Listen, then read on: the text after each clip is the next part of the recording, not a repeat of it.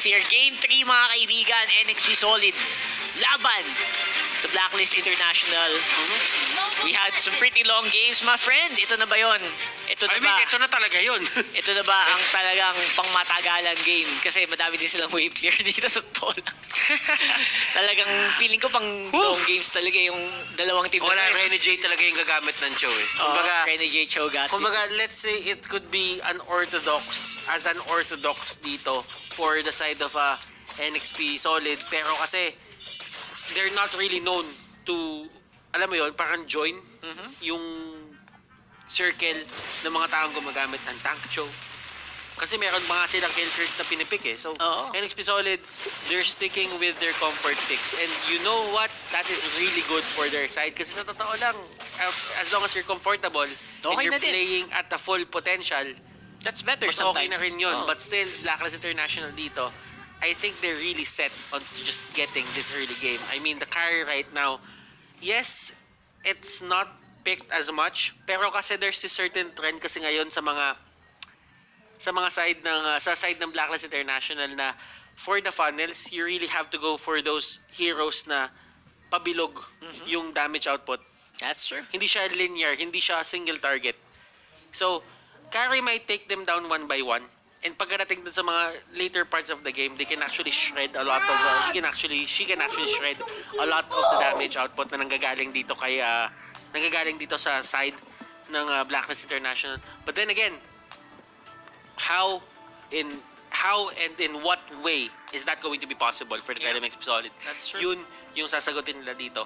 Blacklist International, to be honest, it really just boils down onto playing that certain simple setup na ginagawa nila kanina. Just get the pick-offs, let full clip shine, and dun sila mananalo. Will that happen here? Most likely. Kasi it's you know what? It's a lane. We've seen full clip na kahit Eagles, nababagaan niya yung lane.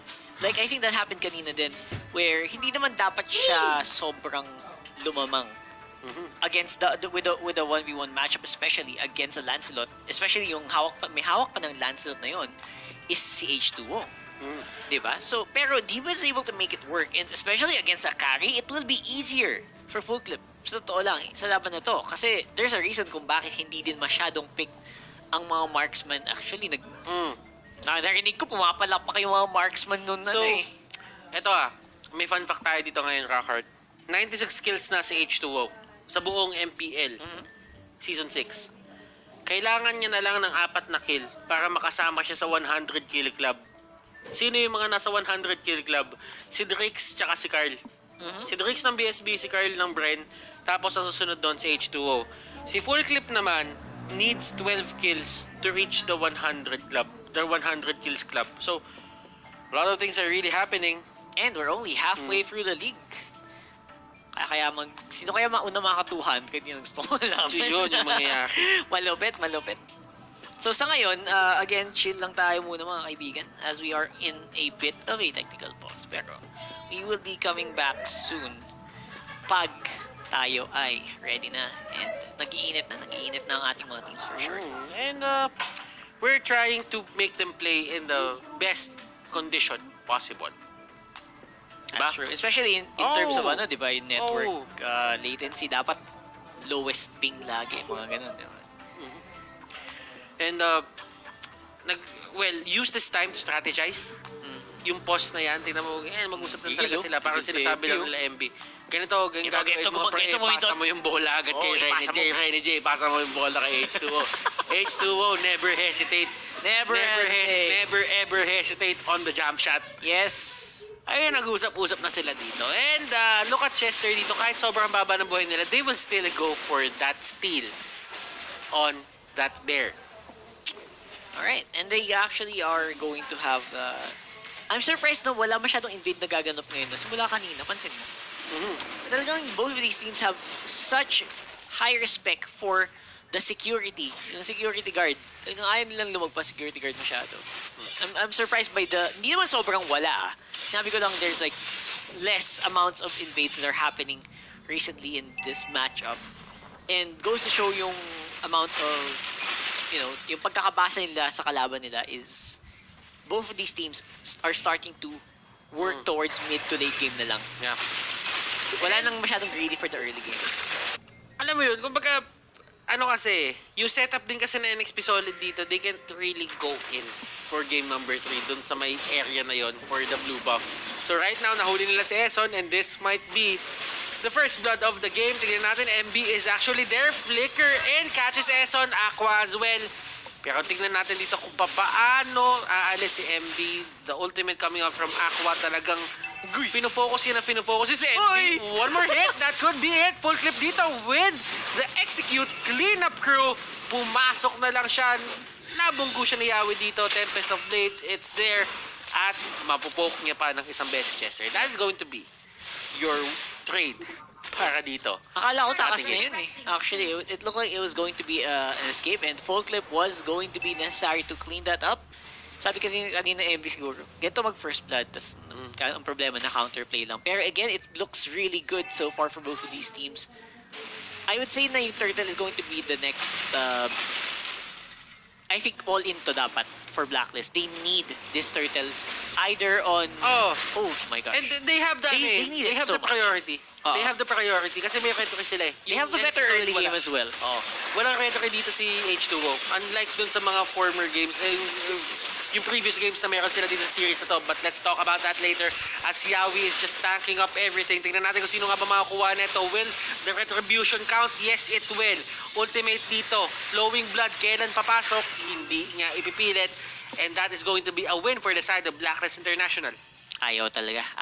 And to be honest, you hit it on the dot there. Yung power ng Blacklist on the early game is going to be on full clips retry, which is hindi naman basta-basta, alam mo yung pag naka-purify si carry, it's not something you can use right away in battle, especially when taking those big objectives. So, ang plan nila dito, for NXT Solid to get objectives, they need to zone out. They need to win a team fight muna para mas konti yung magiging aagaw. Napaka-importante ng pick-off. Napaka-importante ng pick-off para dito sa for the side of NXT Solid. Pero, ngayon kasi, kung titignan nyo yung lineup nila, since wala silang retribution, they have no priority whatsoever doon sa may mga turtle, doon sa Lord as of now. Maybe later if they win fights, pero kasi retribution isn't really everything.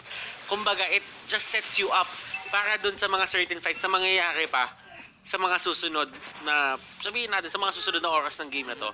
Right now, 5 minutes into the game pa lang tayo, we only had our first turtle take dito for the side of Blacklist International. NXP Solid, they're really taking their time. Kumbaga kanina, aggressive talaga sila to take the fights dahil naka-lance. Ngayon naman, since nakaka-carry sila, pacing lang. Hindi pwedeng masyadong action. Hindi pwede.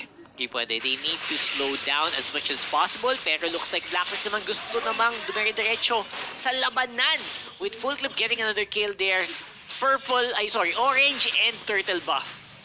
On this Ling is just so good. Oh, pero doon sa may baba, nakikita mo naman dito, nakaalis na si Edward agad-agad. And that is going to be the certain advantages of winning or having a better hero para doon sa isang side lane mo. Kumbaga, nagkakaroon siya ng priority din doon para i-take down yung turret. And right now, NXP Solid, may access na yung Blacklist International dito doon sa may purple buff area nila.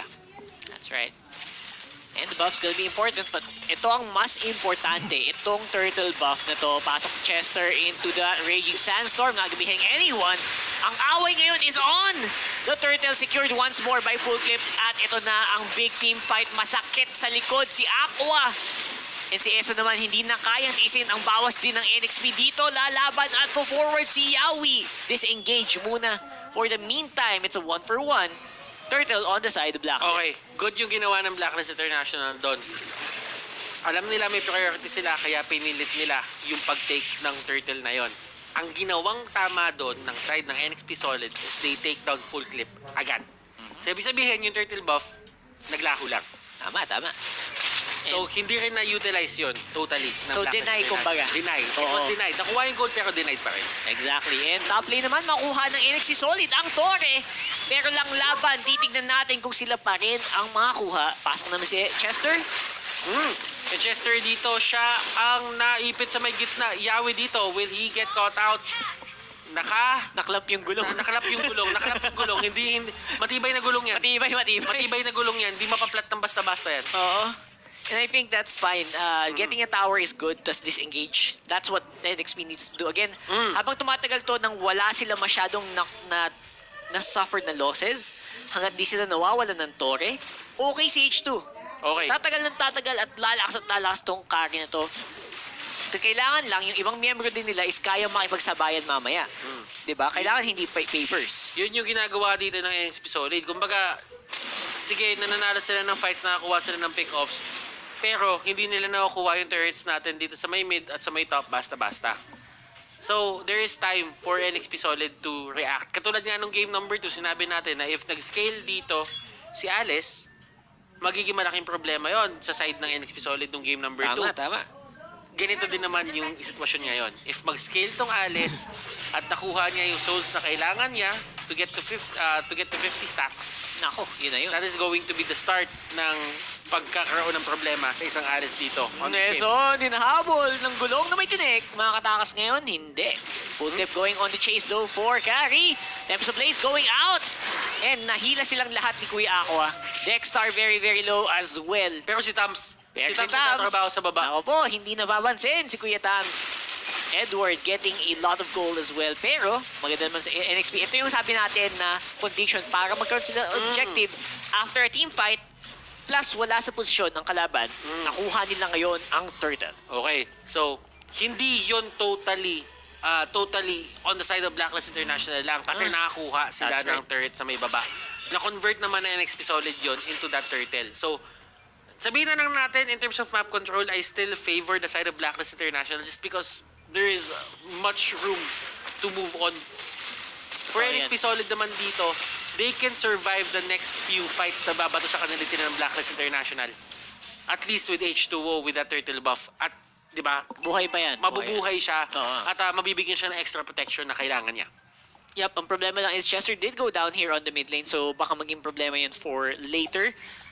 Pero wala namang immediate threat mula sa blacklist sa ngayon, so Okay hintayin lang. lang natin. Okay lang. Yeah. Hintayin lang natin kung may magagawa ba yung death ni Chester na yun. Oo, Kasi pero blacklist right now, they're just taking it slow as so, well. diba, nagkakaroon din ng away dito. It is going to be the carry. Renegade dito, H2O is the target, and H2O Renegade Pinaba. combination. Pinapakita na nila yung pangil nila dito. Yan, nagsosolo pa si Full Clip. That is not ideal Actually- considering Edward was down already. Actually, hindi naman nagsulo si Full Clip. Nandun si Edward. Pero kasi at least nakahanap ng paraan dito para sagutan ni H2O yung Tams. Hindi siya kumbaga hindi siya yung tipong threat na threat talaga. May way para ma-shred, no? That's right.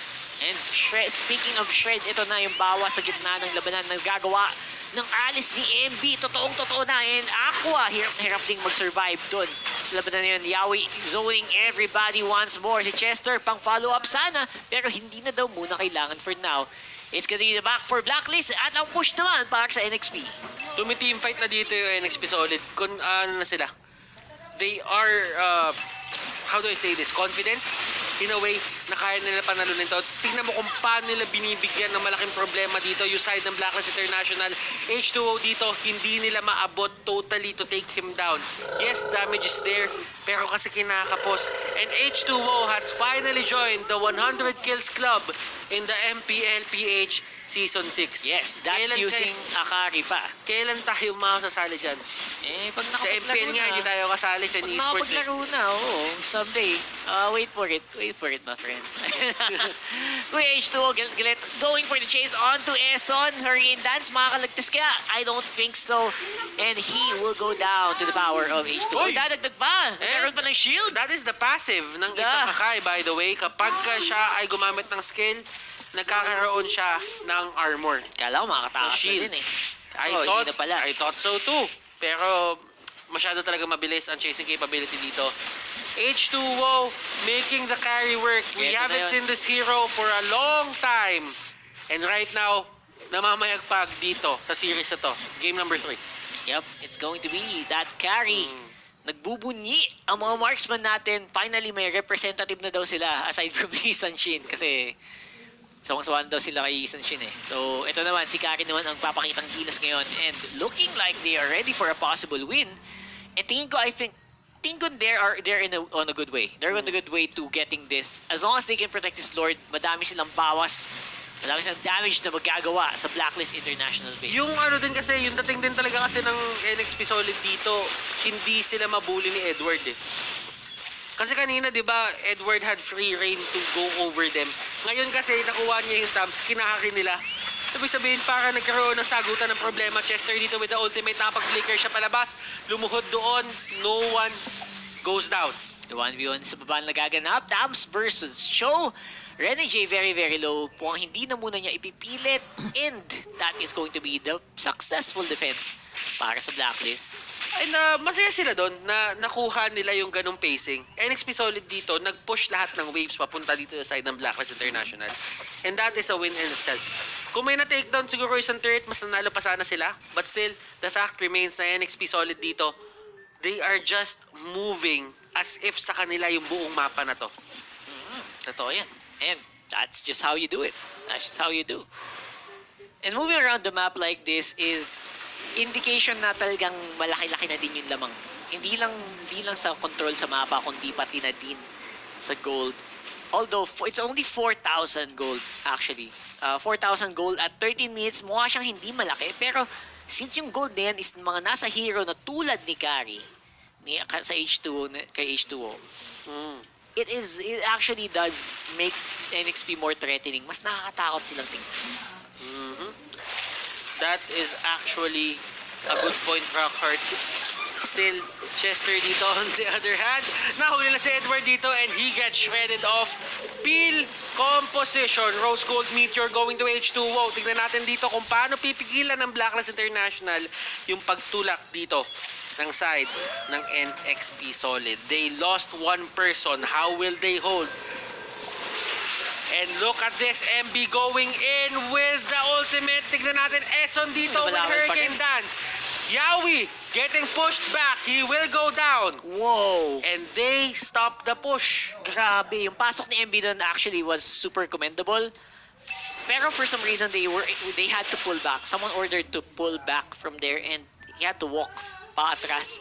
While the rest of his team just suffered so many hits. So many third hits as well. Let's go and look at the replay dito. Hashtag shave the day on the Gillette Instant Replay. Maganda yung pasok ni Yawi kasama si MB. Pumuwersa na pa-forward pero looks like ang naging problema dun is they were trying to look for Full Clip who was in the Tempest of Blades at that time. And si Chester, napakababa din dun sa laban na yun. That's why they needed to back off. And that was the Gillette Instant Replay. Hashtag shave the day. Rockhart, pacing ng game natin ngayon. Kari is doing work. Yeah, he actually is doing work. H2O, 6014. Kahit na medyo nag-fail yung ibang team fights nila, they're still making it work for H2O. He's not suffering any... Patatawag ba nating fight? Kasi what they go for is pick off muna tapos tsaka sila sumahabol eh. Well, fight kasi apat naman silang magkaharap. Oh, so, sabagay. hindi yun pick off na like mag-isa lang sa mapa. Yeah, that's true. Yeah. So, it's a fight. Overall, I think siguro they were happy with one kill pero again maybe they underestimated the power of Blacklist under the tower. Okay. Totoo. And kahit si Popol and Kupa dito, nagkakaroon din ng problema yung alaga niya eh. Nasasaktan eh. Unless kontrolin mo talaga yan na hindi siya maabot ng carry, Masasaktan. talagang mag-unload si mag-unload si H2O dyan eh. And this is percent HP damage. So kahit gano'n kataas yung HP niya, hindi siya gano'n kasakit. Hindi siya gano'n kakakunan. And kailangan pa rin nila mag-ingat dito. They still have the retribution onto the other side. Full clip dito. He is going in, trying to actually kick someone. MB dito will be the first one to go down. And look at this, Rene J going to the backlines. Aqua dito, iba yung nasipa ni Rene J. Pero sabi niya, kakayanin pa rin naman yan, pero he will actually go down. And that is a godlike for H2O. Nahuli nila dito si Edward tsaka si Eson. Aqua, Dexter, full clip. How do you fight this? Okay, that's gonna be it. That's the problem. Because buhay si H2O. And actually, Full Clip is alive naman pero I don't know. It's gonna have to be another defense game napaka-defensive ng dalawang team na to, sa totoo lang. Minsan, feeling ko sumusobra na eh. On a general instant replay, we will definitely see na ang laking bagay ni Eson keeping everyone alive in that matchup. At considering yung lagay din ngayon ni Edward, he is not as tacky as he thinks he is. That's why nasobra din yung dive niya going to H2O. That's why na-takedown din siya sa laban na yun. Actually, shoutout kay Manjin. Napaka-lupit ng galawan niya. Rinig na rinig yung galawan yun sa may gilid. Pero alam mo, Dexter dito, ang sabi naman niya, Tara, down. Parusahan natin yung dalawang support nila. Yawi and Chester, they go down. Is this a time na dapat kumuha ng Blacklist International ng Lord? Dapat na yata kanina pa eh. Because they backed off. And now, pabalik na ulit si Yawi sa mapa. That was a 3v5. For a solid how many seconds? Meron silang ibang plano. Rockhart, they go in. 7-0-5 pa rin dito si Carry. H2O. Sino-zone out sila ng isang aso. Tignan natin kung paano nila gagawin to. RNJ dito, nandun sa may backline. He is the primary target dito for everyone onto the side of Blacklist International. They're trying to take them down. Jit Kondo, knock-up is there. He's still alive. He will go down. MB dito, nahuli silang tatlong magkakatabi. Surpressed! Winter, Truncheon, Aqua dito, getting caught out. Full clip on the other hand, nandoon sa may gitna. He's trying to push. He's trying to set the pace para dito sa may Lord. But his allies will go down. Yep. At kinokontrol din siya ni Chester na hindi siya basta-bastang makapag-clear ng wave ng hint ng dire-diretso. So he's always being forced to back off. Now this Lord, walang kasamang pupush dun sa bot lane. And feeling ko that is a very good thing para sa NXP. They basically just nullified the Lord take by taking kills of their own after that team fight. So, I'm very curious to see how fast NXP got that. And reset na naman tayo dahil longest games na Reset na naman tayo. And yun yung naging tempo natin. Ito yung naging tema natin for the 2 games na meron tayo. Road to greatest games.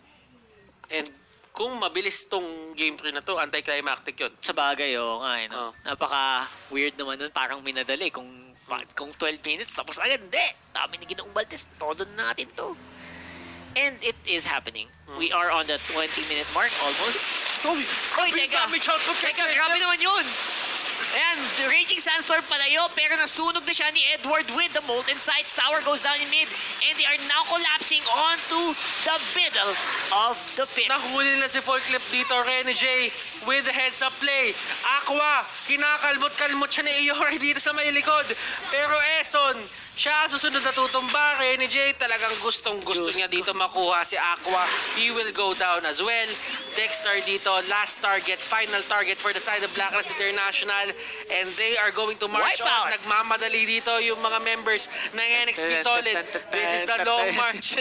This is the long march. Sige, sa inyo ang Lord, amin ang base. Sa inyo ang... Oh my goodness, NXP. Oh my God, Sa NXP. haba-haba na nangyari, they return the favor. They win this series. 2-1. NXP Solid. Pangalawang beses sila nagkita. They got over the hurdle. They are over the hurdle.